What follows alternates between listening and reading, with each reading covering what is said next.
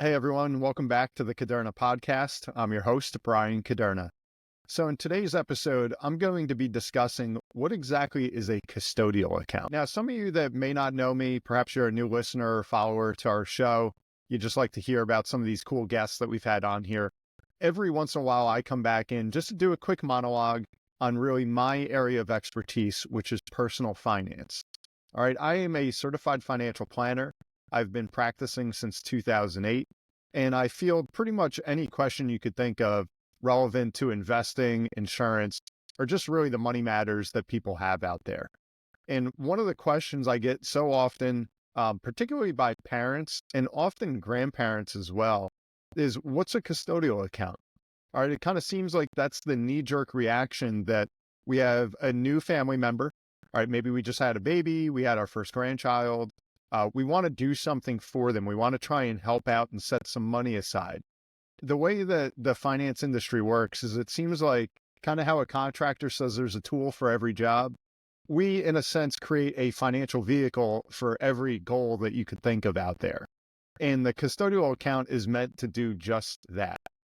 But with that said, there's pros and cons, and it's not the end all be all. Sometimes you hear about something like an IRA or a 401k.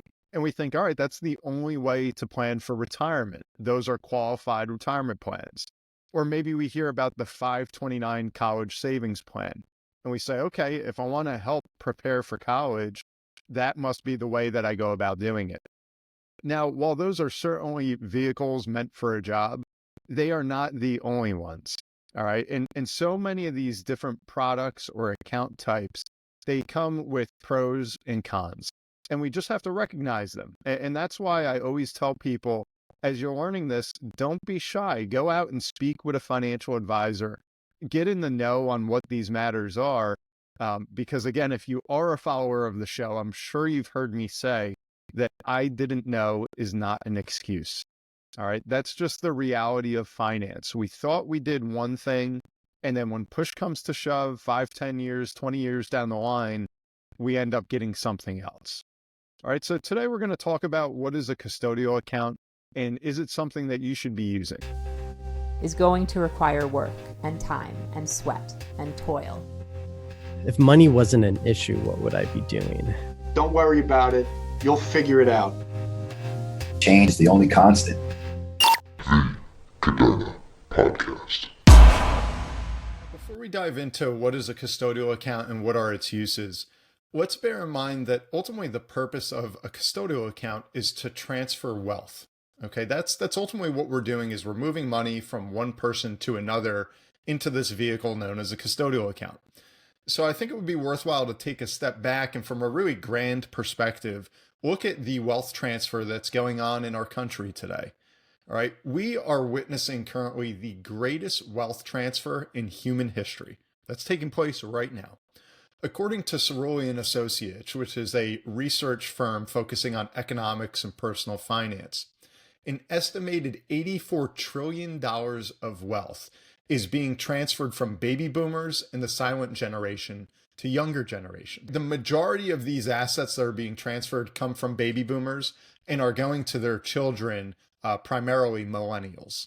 All right, $84 trillion, guys, is expected to be transferred from right now, as I record this episode in 2024, out to 2045. Okay, so that's another 20 years, $84 trillion moving from a couple generations, baby boomers, silent generation, down to particularly millennials, but then also Generation Z and more, which we're going to get into. And that's where I think these custodial accounts are really starting to race to the forefront, is with Generation Alpha. Okay, Generation Alpha are those being born between 2010 and 2025. Okay, so that could be a 14-year-old or that could be a newborn today. That's Generation Alpha. Now, like I mentioned in our introduction, people, parents, grandparents, relatives, aunts, uncles, they say, all right, well, I'm going to be doing something with this money. Maybe I'm going to enjoy it all in my life or in retirement, or maybe I'm going to create an estate plan and start thinking about what's going to happen someday when I'm no longer here. And what I see from many of my clients, especially as they get into that advanced age, all right, in their 70s or maybe their 80s. Sometimes they're thinking, you know what, I don't want to just leave my life's work when I'm no longer here to see what happens to it.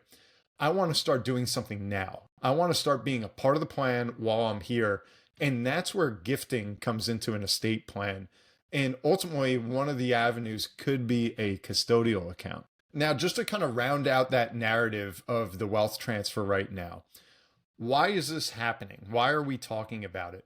Again, just simple math, $84 trillion of wealth over the next 20 years getting passed from generation to generation. All right, so the baby boomers that I'm referencing right now, by and large, have significantly more wealth than their parents or grandparents did at the same stage of life. All right, that's a fact of economics right now. So that's a good thing. People are retiring, and between pensions, retirement savings, Social Security income, their residence, and various other accounts have more wealth now than ever before. And then on the flip side of the coin, when we look to their offspring, okay, kids and grandkids, the narrative is that they are going to have a much harder financial start. Okay. And we've seen that already with some millennials and then certainly into the generations to come. Some of those things you'll hear about in the news are, we're getting swamped in student loan debt. We're having a harder time buying our first house. Everybody's going to college, and a 4-year bachelor's degree is just mom and dad's high school diploma. The price tag for these things are into the 6 figures and beyond. So you're hearing a lot of these different things that younger generations are having a harder go of it, getting off on their feet when they're 21, 22 years old than maybe prior generations. So I know that's a roundabout way of kind of describing what's going on, but ultimately that's the narrative behind the wealth transfer. Some of it inevitable, but also a lot of it with intent. Okay. I mean, just think about it. This was a crazy stat that I had read recently, according to the Knot, which is a wedding planning site. The average wedding in 2024 costs $33,000. Okay. So a lot of these things that I'm talking about, if for lack of a better word, they're expenses, they're difficulties, but they're also, some would argue that they're luxuries that have become kind of par for the course for up and coming generations. Either way, people want to do, they want to help, they want to be a part of all this. And so long story short, they're asking, what can I do? Where do I put my money if I don't want to wait? So when we talk about gifting, some of the things, if we go back to what, mom and dad did or grandma and grandpa, maybe they bought savings bonds. Maybe they put money in a CD and said, hey, this is going to be for little Timmy one day when he grows up and gets his first car. Maybe they're using the 529 college savings plan, which I've had episodes on. That's beyond the scope of this one, but that's another very common, heavily marketed vehicle. Maybe they just want to open up mutual fund accounts. There's endless options here. Perhaps they get a little more advanced and inside their estate plans, they're setting up trust accounts for their kids or their grandkids. But one of these inevitably will be a custodial account, at least a part of the conversation. So let's get right to it, guys. What is a custodial account? A custodial account is a financial account that allows a person to transfer assets to a minor beneficiary, such as a newborn, a toddler, even a young teenager or adolescent. The custodian, which is often a parent or guardian, is who is responsible with managing those assets. Okay. So a question I've answered this 1,000 times in my career is, well, which account has the best rate of return? Is it an IRA, a 401k, a 529? Guys, I can't say it enough. These accounts are simply accounts. Think of it as the pool or the bucket or pot or pan, whatever we want to call it, that we're going to throw the ingredients into. And ultimately, the ingredients we put in there is what's going to dictate if it's a tasty meal or not. It's the same thing in finance. I know, kind of a silly analogy, but the accounts are simply holding assets. What those underlying assets do is what's going to dictate the rate of return, be it cash, a money market fund, stock in Disney, a technology mutual fund or ETF or Bitcoin. Again, all these things have different, risk and reward but they can go inside of these accounts that then essentially are buckets holding the funds that have their own rules and restrictions, pros and cons unique to them. Okay, so going back to the custodial account, again, the custodian is the person that's managing it, often a parent or guardian. And so in some respects, it's similar to a trust, all right, but without requiring all the trust paperwork or usually the drafting work of a attorney or a legal counsel. All right, because think, if we set up a trust and we want to create one for our grandkids and say, all right, when I'm no longer here, I'll put in a lot of instruction in here that my worth or 25% of it's going to go to my granddaughter, but she can't access it until she graduates college. She can access it in certain situations if she gets married or buys a first home. And then she can only get 50% of it before she turns 30. And then the rest can be, released at that time. You can put all sorts of crazy language inside of a trust. That's why we involve the attorneys. That's why we pay some more money to get that type of detail in there. Now, when we talk about a custodial account, we don't have that type of instruction. We're simply transferring money from the transferor, or the person that's actually putting money into the custodial account, and then it's for the benefit of a minor beneficiary. Why do I keep saying minor beneficiary? Well, it's set up for their benefit, and it will eventually become their account that they have full rights of ownership to once they reach the age of majority, which is typically 18 or 21 years old. Okay. Now, some other things just to kind of note, when you hear custodial account, you're typically going to see two acronyms. There's a UGMA, which is the Uniform Gifts to Minors Act, and then there's an UTMA, which is the Uniform Transfer to Minors Act. Most accounts nowadays are UTMA accounts. All right, a lot of states have actually ruled out UGMA accounts. UTMA accounts can hold pretty much any type of asset, including real estate, whereas UGMA accounts were a little bit more narrow in what they would allow people to hold. So very, very similar. Both are custodial accounts, but if you speak with your financial advisor today, they're most likely going to be talking about an UTMA account or a UTMA account. Some other details about these things or common misconceptions I hear. Are there contribution limits to a custodial account? The answer to that is no, there are not. But now you might be asking me, well, isn't there this like gift tax exclusion or this gift limit that I can give every year? And that's a good point to make. But what you want to recognize is the gift limit, which right now, as I record this in 2024, is $18,000. That's the annual gift tax exclusion amount. Okay, $18,000. What that means is one person can give up to $18,000 of a gift to another individual without having to file a federal gift tax return. That's all that means. Now, let's say that I'm a widow and I want to give my two children the maximum gift I can without having to bother with a gift tax return. Well, if I have two children, I can give $18,000 and $18,000, so I can give $36,000 this year without filing a gift tax return. Now, if they, between them, each have a child, so now I've got two grandchildren, and I want to give the max gift there, 18 and 18. Now at 4 gifts to my 2 kids and my 2 grandkids, all right, now I've given $72,000 of my estate or my worth over to my kids and grandkids without filing a gift tax return. Now let's say that you're not a widow, you're married.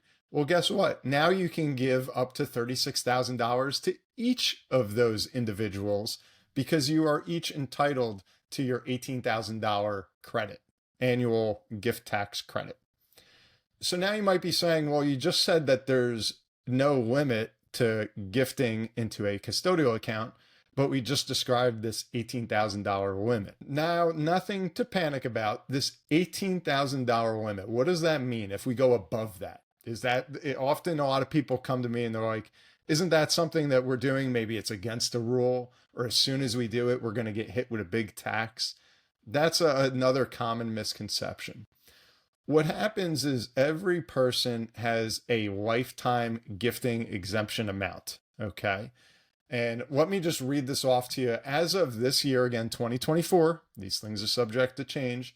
The lifetime estate tax exemption is $13.61 million per person. Okay. So what does that mean? Well, when I file a gift tax return, because I gifted more than $18,000 to one individual, the excess of that is now going to be deducted from my lifetime exemption of 13.61 million. All right. So let's say that I gifted $20,000 to, a new niece and said, hey, throw this into a custodial account. That was a $20,000 gift. $2,000 of that went over my annual limit. So now guess what's going to happen? $2,000 is subtracted from my $13.61 million exclusion amount. All right. So not that big of a deal, relatively speaking. Another thing to note too, and not to get too much into more of the estate planning side, but that $13.61 million lifetime estate tax exemption is portable. What that means is, let's say you're married. Well, guess what? Now you and your spouse each have a $13.6 million credit. So if done correctly, you can leave up to $27.22 million of your estate without having to pay any federal estate tax. Now, again, these numbers change. They go up and down over time. That's the nature of the beast. But by and large, I think the majority of folks out there are free to gift above that $18,000 limit without immediately having any adverse consequence when they look at potentially, $27 million of an exemption between a married couple. That's what the gifting rules are. Maybe I'll do another episode on that one, but that's what you have to keep in mind to the custodial account. So yes, if you said, hey, I want to give $100,000 right now to each grandchild, then yes, you've got to file a federal estate tax return because you went over the $18,000 limit. Guess what? You don't owe taxes today. No one's getting penalized. No one's going to jail. You're just going to have that deducted from that lifetime exemption amount.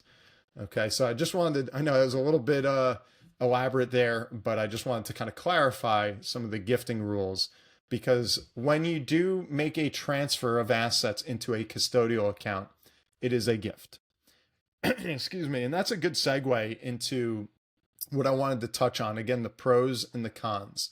Why are we doing this? We're setting up an account to save for the future, for our child, for our baby or our grandchild. Now, pros and cons. Well, what is the pro there? Now it's money that has been removed from our estate. So perhaps we are in that ultra wealthy category. We're trying to slowly move, or maybe quickly move money out of our estate so it's not subject to those estate taxes in the future. Well, we can do that through a custodial account. And as soon as we make that transfer, it's irrevocable. That is a key thing to notice. This is a pro and a con. On the pro side, yes, it's removed from our estate.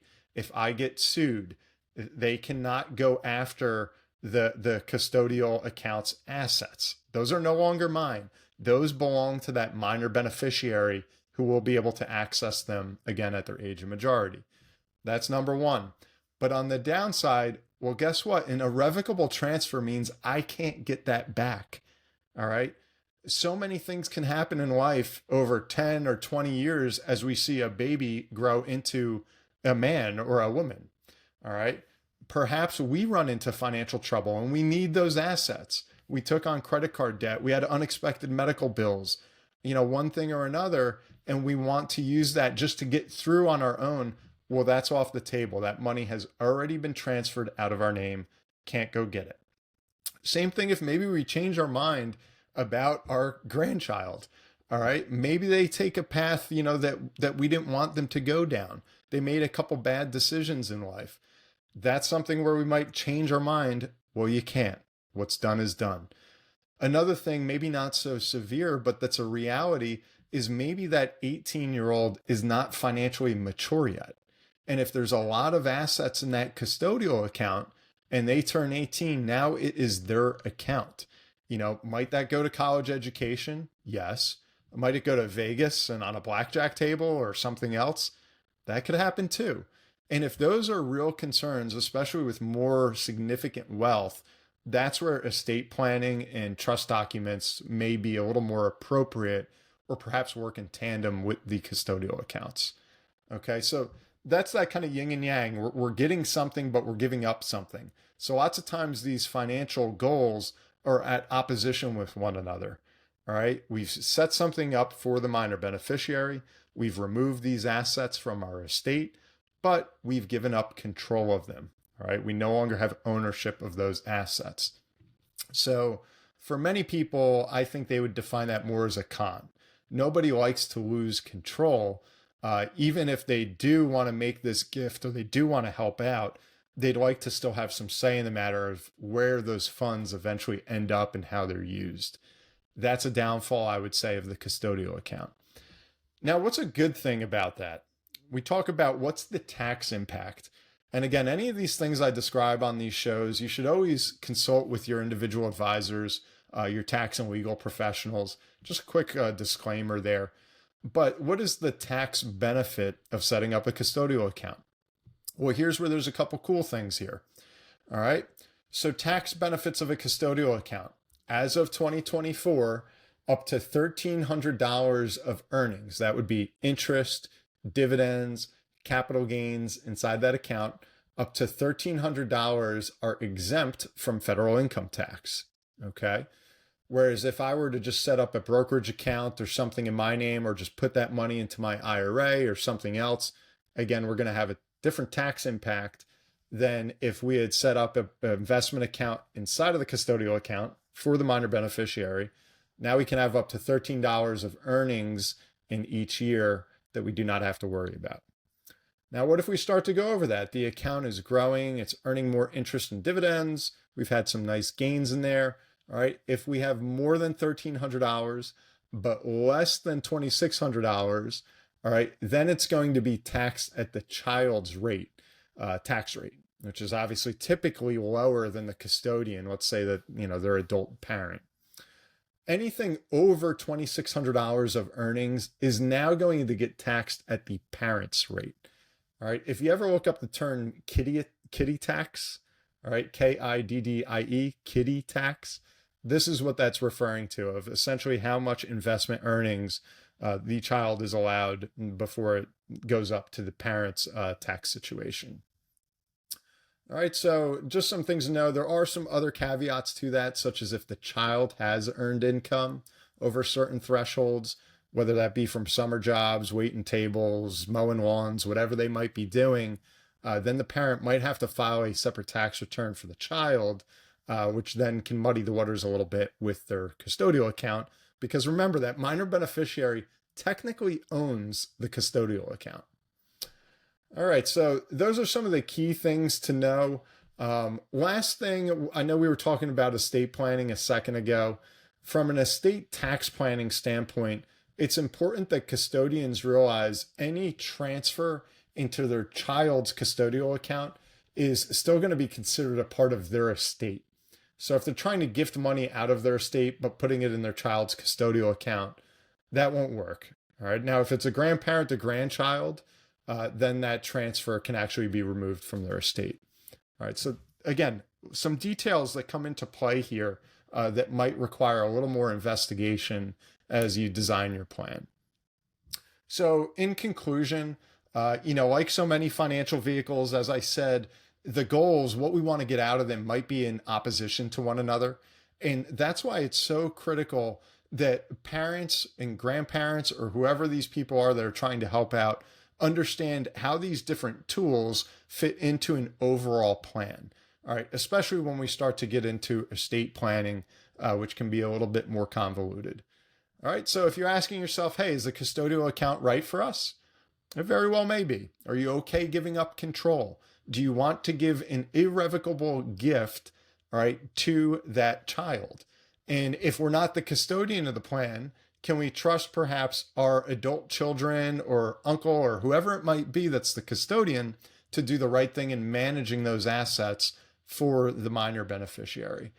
And again, the biggest thing I think folks need to realize is as soon as they turn 18 or 21, depending on the age of majority in the state they set it up at, that is that child's money. Okay. And that's an irrevocable thing that we can't do anything about. So we just got to recognize some of the pros and cons there. If you want to learn more about 529 college savings plans, all right, I've had episodes on that. You want to go investigate those. They've gotten more flexible. All right, used to be just for college, now K through 12, private school. A little more flexible there. The ability to convert to a Roth IRA.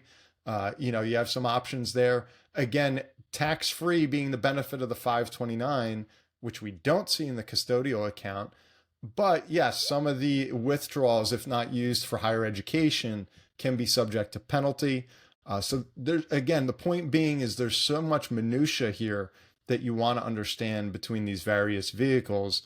Whereas if we just look at a classic brokerage account that's in my name, I own it, I understand the tax impact, I can now do anything I want with those assets. I can grow them and mentally earmark it for my niece, for my grandchild, whomever it may be. I can transfer it to them in the future should I wish. That is where you're going to have the ultimate control, is if we maintain ownership.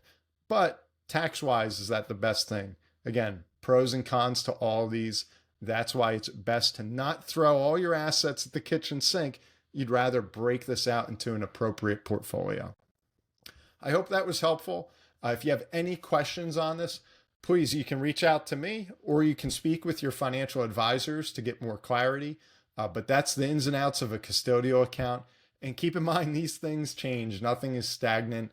So those gifting laws, the kiddie tax, the different things I described, they're going to change in the future. You just have to stay up to date. Thank you for tuning in to another episode of the Caderna Podcast. I'm your host, Bryan Caderna. Be sure to like and subscribe wherever you're watching or listening, and we will see you next time.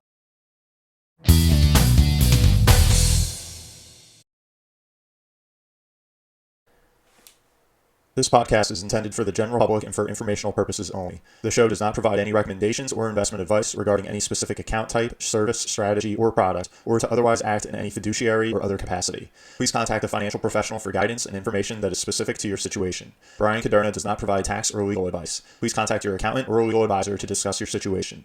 Guest speakers and their firms are not affiliated with or endorsed by Park Avenue Securities, Guardian, or Caderna Financial Team, and opinions stated are their own. All investments contain risk and may lose value. Past performance is not a guarantee of future results. References to specific securities, asset classes, and financial markets are for illustrative purposes only and do not constitute a solicitation, offer, or recommendation to purchase or sell a security. Bryan Caderna is a registered representative and financial advisor of Park Avenue Securities, LLC, PAS. OSJ 300 Broadacres Drive, Suite 175, Bloomfield, New Jersey, 07003. Phone number 973-244-4420. Securities products and advisory services offered through PAS, member FINRA SIPC. Financial representative of the Guardian Life Insurance Company of America, Guardian, New York, New York. PAS is a wholly owned subsidiary of Guardian. Caderna Financial Team is not an affiliate or subsidiary of PAS or Guardian. California Insurance License Number 0K04194.